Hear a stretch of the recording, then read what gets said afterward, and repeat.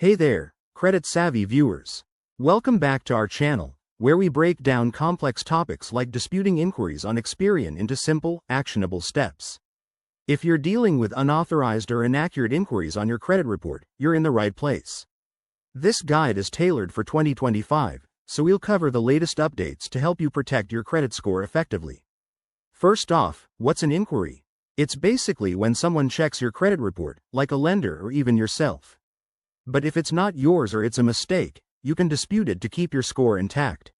Let's jump into the steps. Step 1. Log in to your Experian account.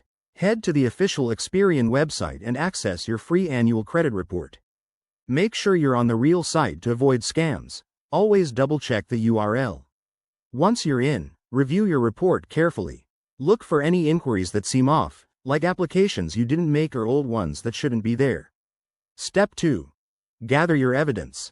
This is crucial. Collect documents that prove the inquiry is inaccurate, such as identity theft reports, transaction records, or correspondence with the creditor.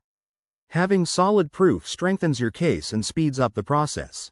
Step 3. Submit your dispute. Experian makes this easy with an online portal. Go to the disputes section on their website, select the inquiry in question, and upload your evidence. You can also dispute by mail or phone, but online is fastest for 2025 updates. Be detailed in your explanation. Clearly state why you're disputing it. After submitting, keep an eye on your account.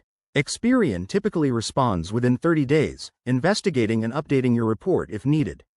If they rule against you, don't give up. You can appeal or contact the creditor directly. A quick tip: always monitor your credit regularly to catch issues early. And remember, disputing inquiries can improve your score, but it won't fix everything overnight.